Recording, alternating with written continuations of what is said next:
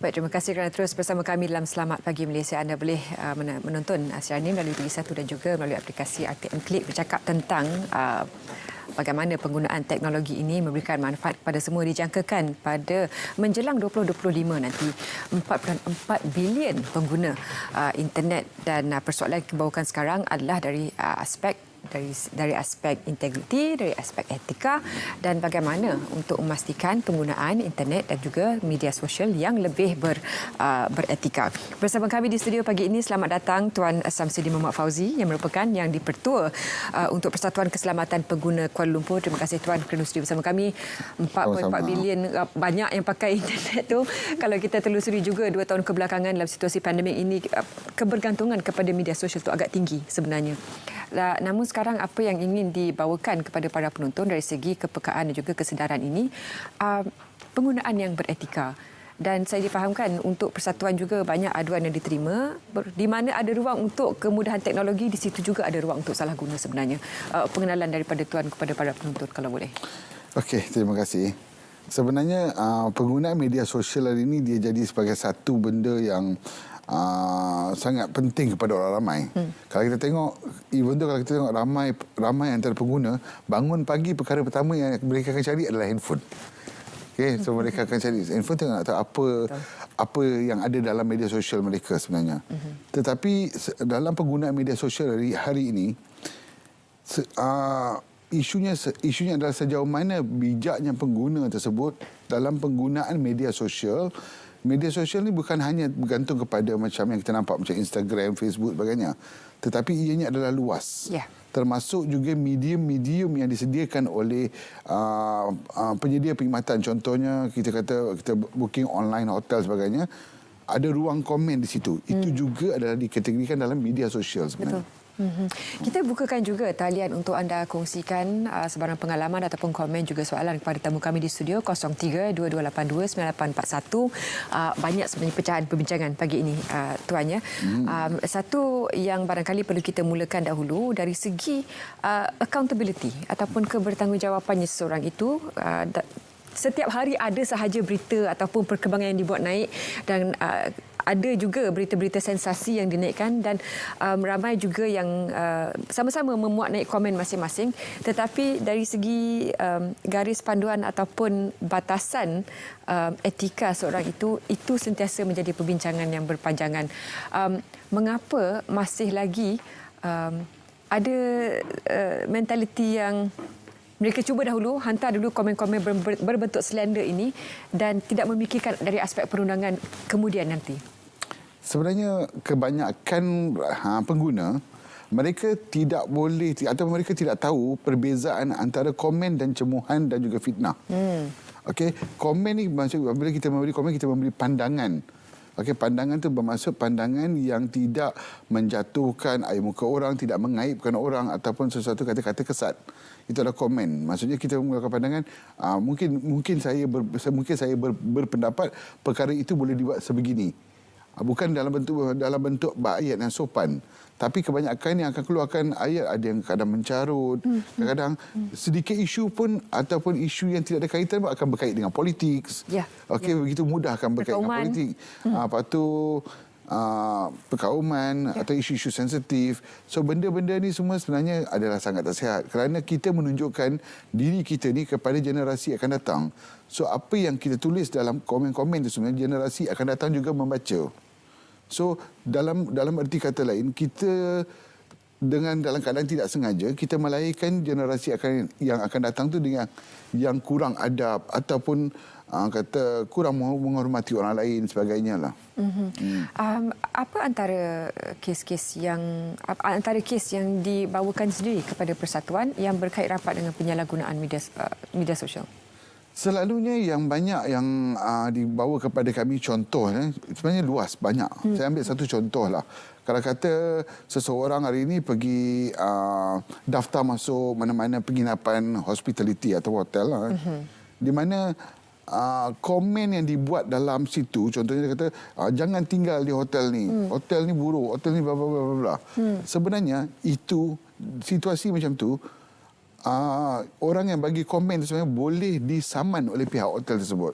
kerana dia jatuh bawah defamation lah. Kerana sekiranya kalau kita tidak puas hati dengan sesuatu perkhidmatan tersebut, maka kita yang pertama sekali kita kena adukan aduan kita kepada pihak itu secara direct. Bukan kita bagi tahu secara umum. Umum kepada semua untuk memburukkan situasi sesuatu organisasi.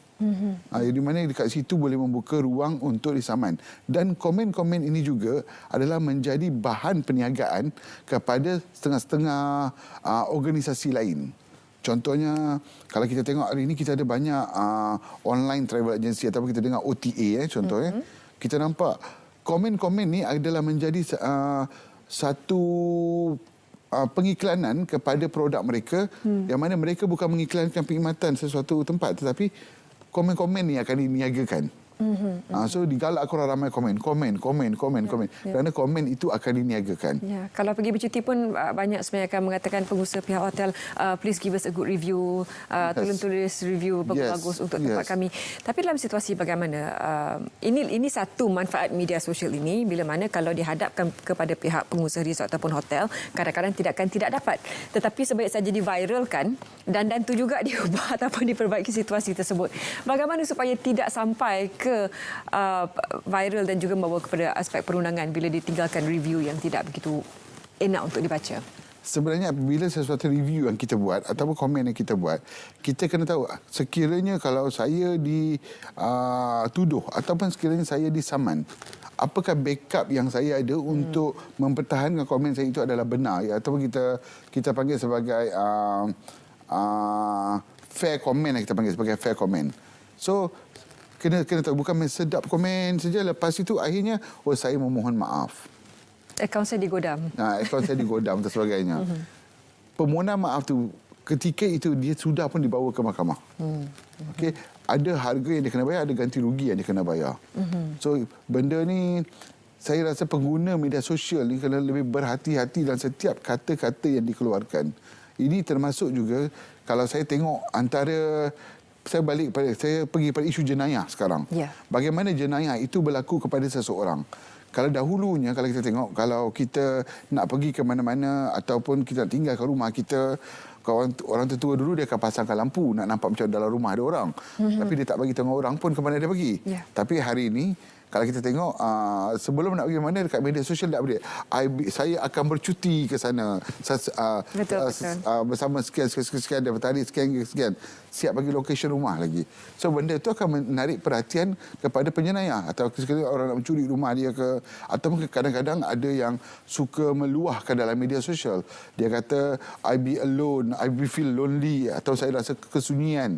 So benda itu juga akan membuka mata kepada penjenayah untuk ikut dia.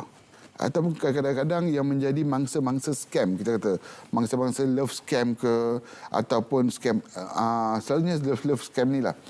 Dia akan ikut rapat perkembangan seseorang tu melalui media sosial. So dia akan tengok apakah selalunya emosi yang dia akan update. Pagi dia kata saya rasa sedih, saya rasa itu, saya rasa ini. Okey, contohnya. So dia akan diikuti. Sampai satu masa besok akan dapatlah mesej-mesej yang ataupun sapaan yang mengejutkan di mana benda itu akan berlaku selalu. Okey, sehinggalah dia ketagih dengan mesej tersebut dan dari situlah akan bermulanya love scam tadi.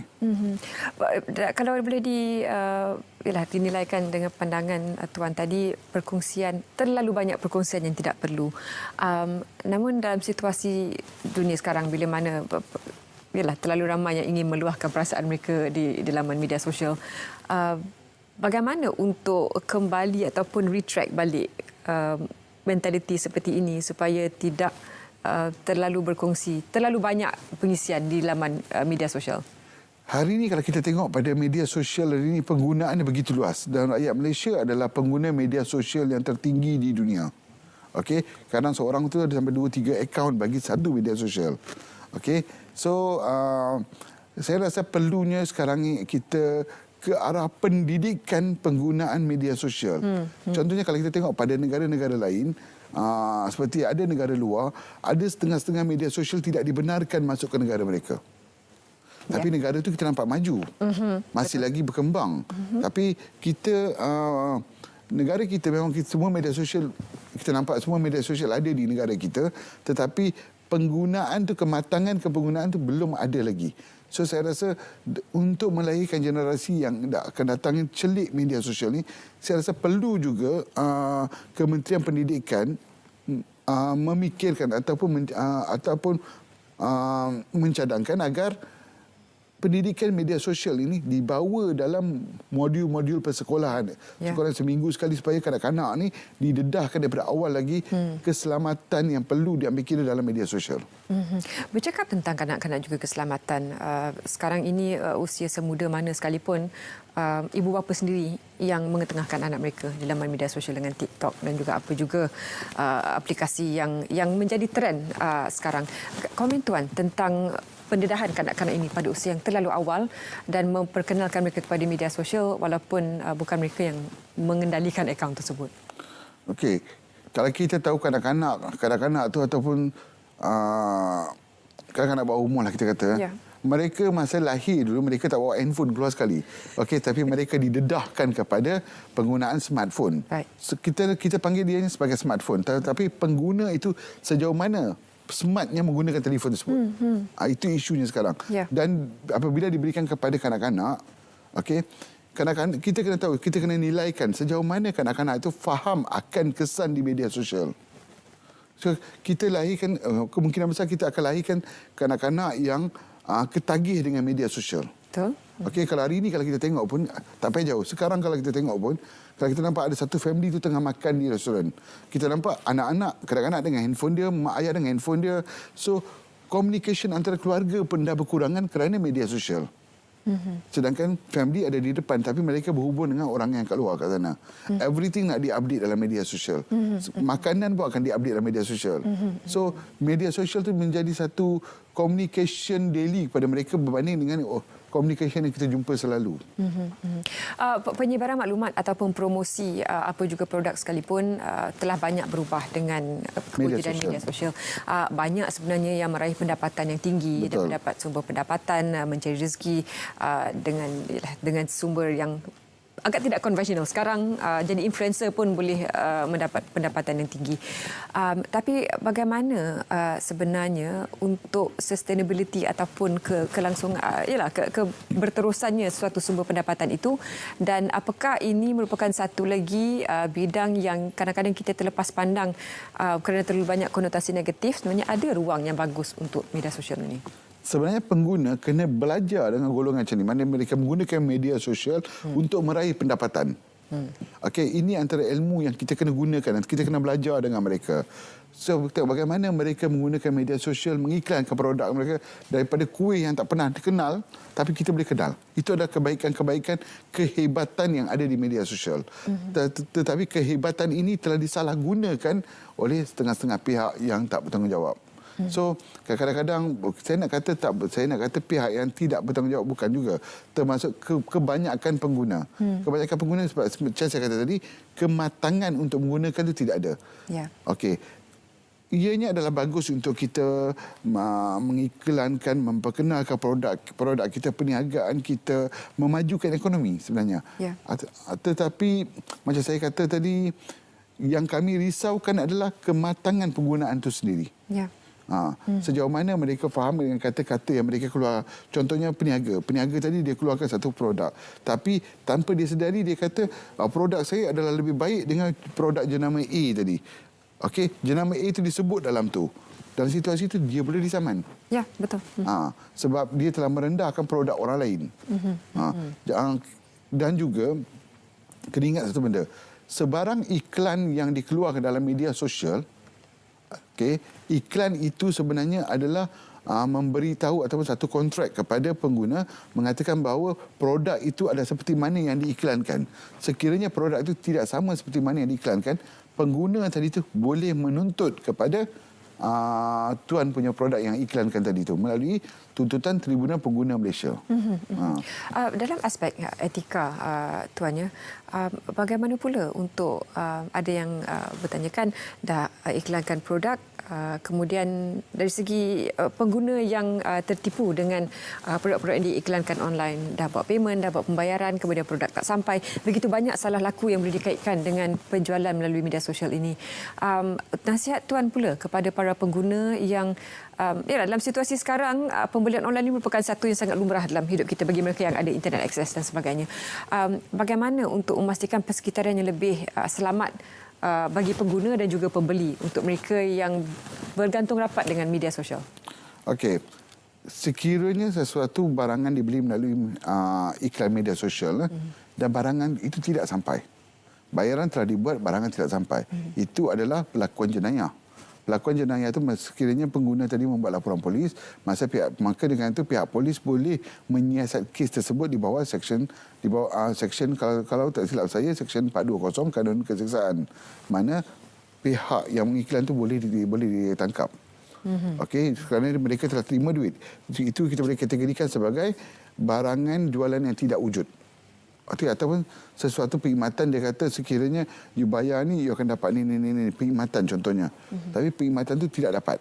Itu juga dikategorikan sebagai perkhidmatan tidak wujud. Okey, sebab itu tadi pengguna tadi review tu penting, tapi review tu jangan kita buat review yang memfitnah ataupun menuduh, kerana review ini juga membantu pengguna lain supaya tidak menjadi mangsa seterusnya. Tapi ianya perlulah disokong dengan fakta. Tak boleh main sedap cakap saja.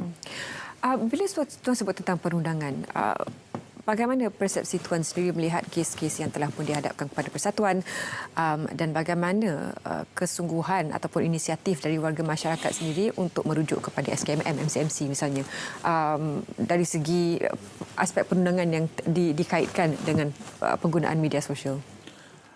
Sejak 2 tahun ni, perkara yang paling popular kami terima adalah pemahaman aplikasi apps itu sendiri. Okey, kebanyakan pengguna begitu terdesak, mereka akan download apps tertentu untuk meminjam, untuk urusan pinjaman wang sebagainya. Dan dalam kes ini yang merisaukan saya, sekiranya 10 kes yang datang kepada kami, 9 daripadanya adalah wanita. Okey, yang suka download apps ni. Apps ni apabila telah di-download untuk pinjaman, kononnya untuk pinjaman, tapi apps ni akan mencuri segala data-data dalam telefon. Termasuk gambar, nombor kontak, kenalan. Dia akan curi dan pihak sindiket ni akan simpan apps tersebut. Dan kemudian harinya, mereka akan mengugut mangsa tadi tu, yang download apps tadi tu, untuk satu jumlah wang. Mereka akan peras ugut. Sekiranya tidak bayar, mereka akan wujudkan satu grup mengatakan ini adalah grup tu adalah daripada kalangan phone kontak yang dicuri dalam phone tersebut. Kata bahawa orang ni telah berhutang dengan saya, sekarang dia telah berlari, kalau dapat dia tolong hubungi saya. Atau dia akan kata orang ni telah meletakkan nombor telefon anda sebagai rujukan, tolong bayar hutang tersebut. Okey. Bermacam-macam situasi peras ugut akan berlaku. Dan kita tidak tahu sindiket ini ada di mana. Okey, saya juga pernah berbincang dengan pihak polis, mana agak sukar untuk mengesan sindiket ini sebab mereka menggunakan VPN. Ya, betul. So kadang-kadang nampak seolah macam mereka ada di US, kadang nampak mereka ada di Singapura, tapi kita tidak dapat kesan mereka ada di mana. So sebab itu sebarang apps yang kita nak download ke dalam handphone kita ataupun ke dalam telefon pintar kita kena tahu adakah apps itu selamat atau tidak. Okey, jangan semua kita sebabkan nakkan wang atau sebagainya.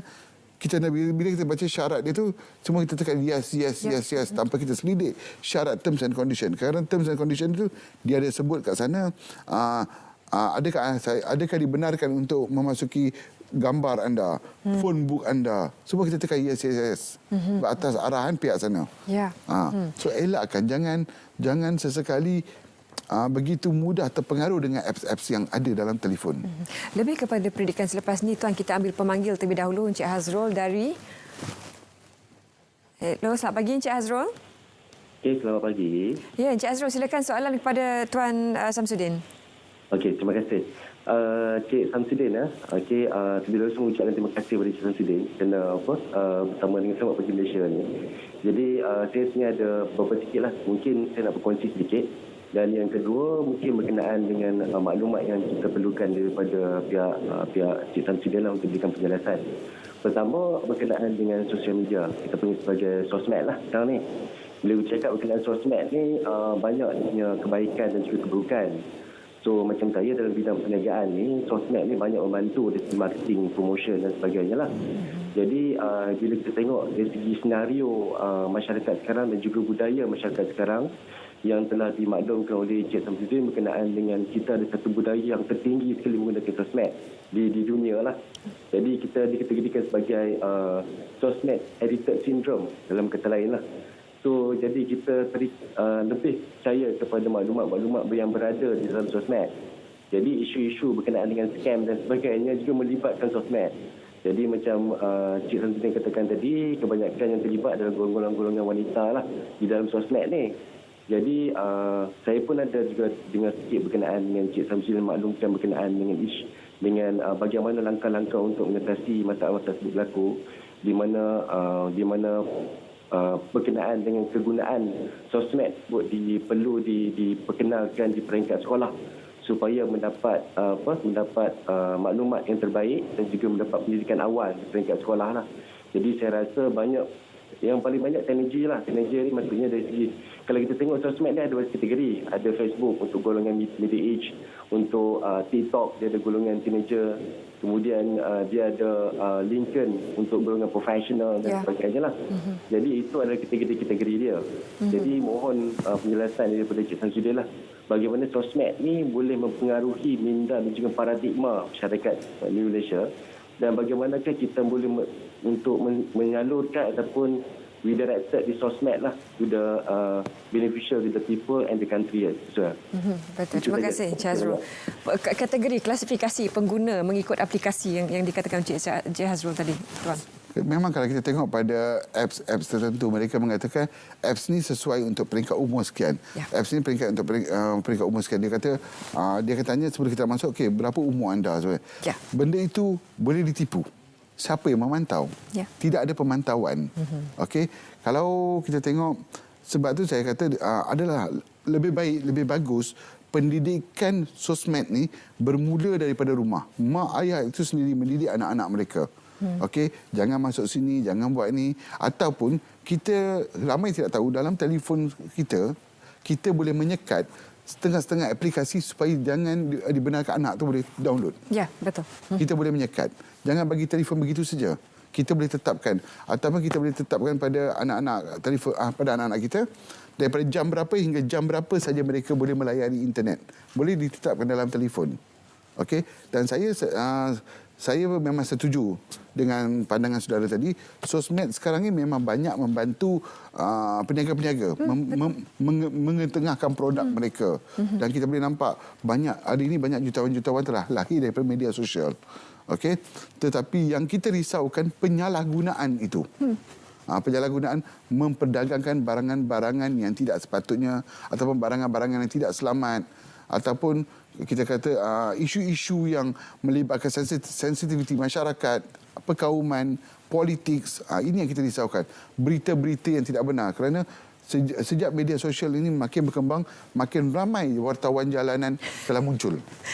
Okey. Bila Tuan sebut tentang terma wartawan jalanan, satu lagi budaya yang kalau boleh kita cuba untuk banteras perkongsian yang tidak diperiksa terlebih dahulu. Kita tak tahu klip itu daripada tahun 2004 ataupun 2014, tetapi perkongsian terlalu cepat tanpa mengkaji terlebih dahulu kesahihan sesuatu bahan info itu. Dan juga satu lagi dari segi kurangnya accountability. Sekiranya saya forwardkan klip ini, apakah aspek perundangan yang akan saya hadapi? Masih lagi kurang sebenarnya di kalangan pengguna internet. Benar.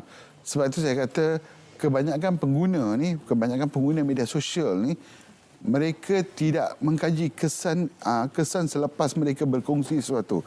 Mereka apa yang perlu adalah memerlukan perhatian. Sekiranya saya share benda ni, saya akan dapat perhatian ataupun like yang banyak. Sebab mengejar like tu. Okey, kita kena ingat, like ini adalah sesuatu benda yang diadakan ataupun direka oleh pihak penyedia perkhidmatan supaya lebih ramai lagi masuk. Ya. Okey, itu adalah atas untuk tujuan perniagaan. Okey, dan kita sebagai pengguna tak perlu begitu banyak terpengaruh. Kita boleh ambil maklumat. Tapi kita jangan percaya apa yang ada dalam media sosial. Kemungkinan besar apa yang ada dalam itu adalah untuk satu situasi untuk menjatuhkan seseorang ke ataupun untuk tujuan seperti kita panggil apa? Provokasi ke sebagainya. So saya masih tekankan di sini. Kerajaan perlu memikirkan satu bentuk pendidikan kepada rakyat Malaysia tentang penggunaan media sosial dan perlu ada satu garis panduan yang jelas yang perlu SKMM gariskan dan juga kita perlu mengenal pasti apakah bentuk media sosial atau apps yang sesuai di Malaysia dan yang tidak sesuai di Malaysia.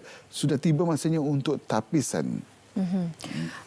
Kalau kita telusuri beberapa hari ini juga ada sebenarnya tular tentang konflik di antara pencarah dan juga pelajar yang dibesarkan dan mendapat komen dari pelbagai pihak.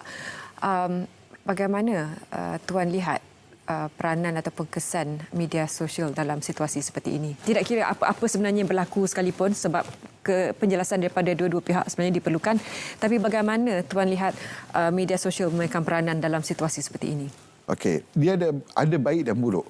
Kalau saya ingat zaman saya belajar dahulu, zaman saya belajar di sekolah dahulu, kalau saya tak siap kerja rumah, saya akan dirotan. Tapi zaman sekarang, sekiranya keadaan rotan itu dirakam, dia akan jadi viral. Dan dia akan jadi macam satu isu yang sangat besar. Okey, tapi apabila ketika itu saya dididik macam tu, hari ini saya menjadi manusia yang begini. Okey, kerana saya telah dididik dengan tegas dan sebagainya. Tapi zaman sekarang ni kalau saya dibuat begitu, kalau dirakam video mungkin akan jadi satu isu yang lain. Begitu juga kalau kita tengok pada klip video tersebut, itu adalah perhubungan antara pendidik dan juga pelajar. Kenapa pendidik itu marah kepada pelajar? Kerana pendidik itu nak memastikan pelajarnya itu mencapai apa yang pelajar itu nak untuk masa depan pelajar itu sendiri.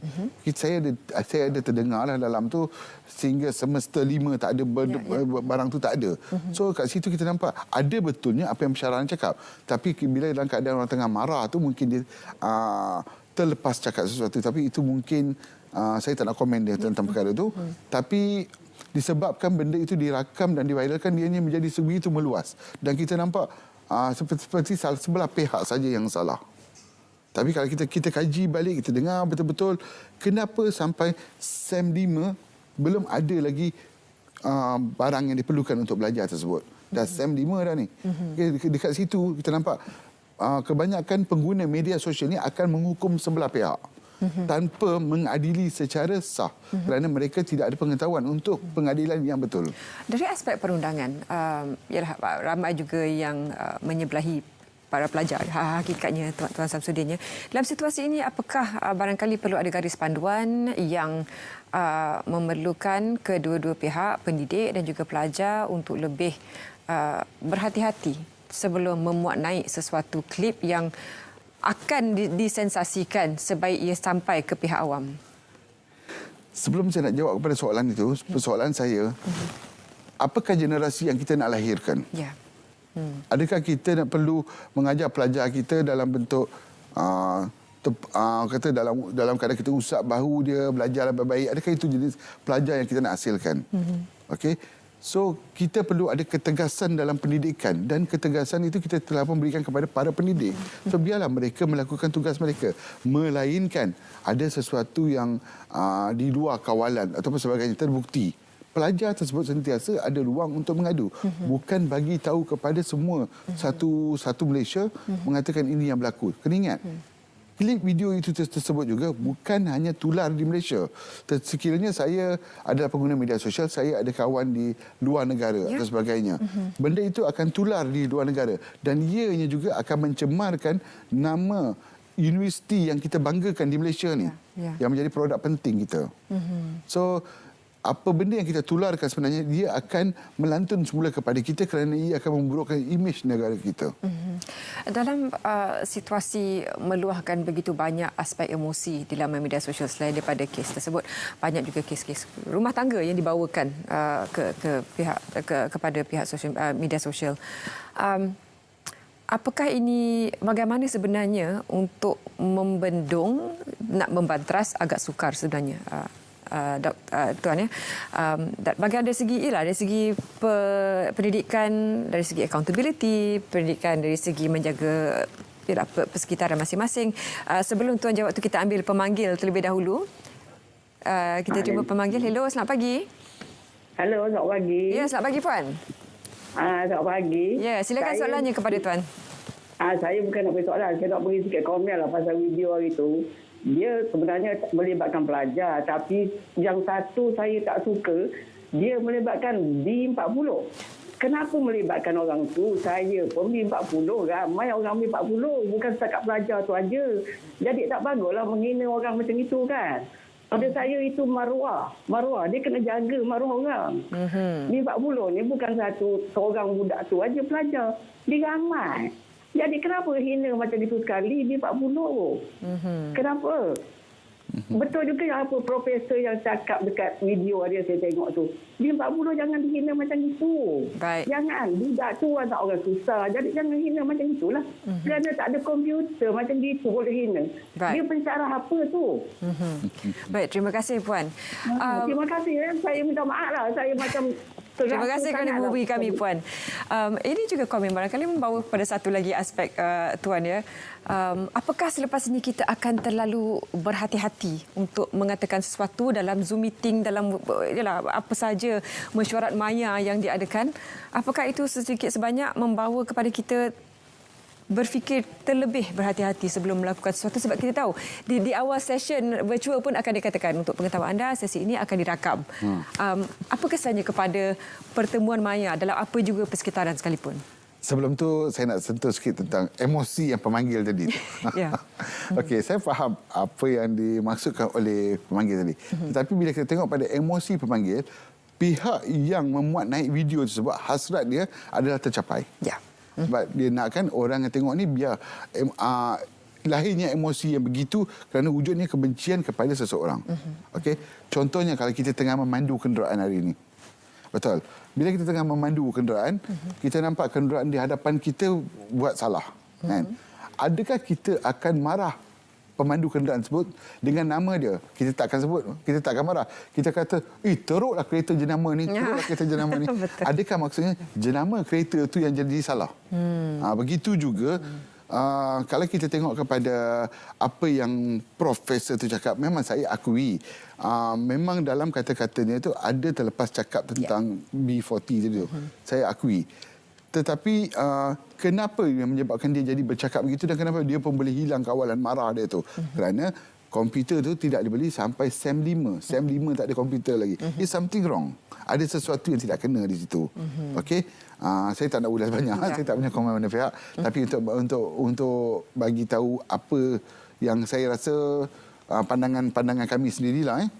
Dan berbalik kepada soalan tadi. Ya, apakah kita akan lebih berhati-hati sebelum mengatakan yang sepatutnya memang kita berhati-hati pun dalam apa juga keadaan. Tapi adakah dalam situasi sebegini bila mana setiap rakaman maya itu boleh menjadi tular di luar kawalan kita, bagaimana ini mendidik kita supaya barangkali berfikir terlebih dahulu sebelum meluahkan sesuatu emosi? Okey, macam ni. Kalau kita tengok hari ini, kamera ada di mana-mana. Kalau dulu kita kata mata ada di mana-mana, tapi hari ini kamera ada di mana-mana. Dalam mana keadaan pun kita boleh dirakam dalam mungkin dalam tanpa kita sedar belum sempat sampai rumah, video kita dah viral. Orang lain accident, orang lain yang report. Orang-orang lain dah report. Okey. So sebenarnya kalau saya nak berkata kepada pengguna, sebenarnya dalam sesuatu tindakan yang kita buat, kita tengok ada tak situasi tersebut mengaibkan orang. Seperti kita pernah tengok satu video di mana pemandu lori tersebut memang tengah sakit. Ya. Pemandu lori tersebut tengah sakit. Tapi pihak yang viralkan ni kata mabuk. Ya. So berita yang sampai mabuk ni sampai dulu. Seluruh rakyat Malaysia, minta maaf, kebanyakan rakyat Malaysia telah menghukum kata pemandu itu mabuk. Tapi dia sebenarnya tengah sakit dan akhirnya meninggal dunia. Mana keluarga mendapat aib. Okey, jangan begitu mudah kita aibkan seseorang dengan tanpa kita tahu apa sebenarnya cerita sebenar di sebalik kejadian tersebut. Kita tidak mahu nanti menjadi negara lain yang menyekat segala fasiliti kerana penggunaan media sosial yang tidak beretika. Terima kasih Tuan, sedikit kesimpulan kepada para penonton, bagi mereka yang kepada kita semua yang memang menggunakan media sosial secara harian. Apalagi baby steps kalau kita boleh ambil langkah kecil untuk menjadi pengguna yang lebih beretika dalam menggunakan media sosial kita. Saya tertarik dengan satu restoran, saya dah terbaca, satu restoran di negara luar, di mana sekiranya pelanggan yang datang ke restoran dia letakkan handphone di dalam tray, maka dia akan dapat diskaun tertentu. Maksudnya tidak merujuk kepada handphone tersebut. Bermaksud negara-negara luar telah pun menggerakkan kurangnya kebergantungan ataupun kurangnya ketagihan kepada smartphone, okey, ataupun telefon pintar. So kita sekarang ni kita kena kawal diri kita, jangan terlalu banyak percaya dengan apa kita baca dan jangan terlalu cepat menuduh ataupun menuding jari kepada pihak lain melalui media sosial. Gunalah media sosial dengan lebih berhemah dan manfaatkan media sosial itu untuk kegunaan yang lebih baik. Dan untuk mereka yang terkesan akibat penyalahgunaan sama ada di fitnah ataupun perniagaan mereka terjejas, di mana lagi mereka boleh perkukuhkan pengetahuan mereka berhubung melindungi diri sendiri dan juga melindungi perniagaan mereka daripada review-review yang tidak bertanggungjawab? Sebenarnya pihak yang membuat review yang tidak betul ini semua boleh disaman. Boleh disaman dan diheret ke mahkamah. So saya nasihatkan kepada pengguna, sekiranya anda membuat review, sesuatu review, pastikan anda telah membuat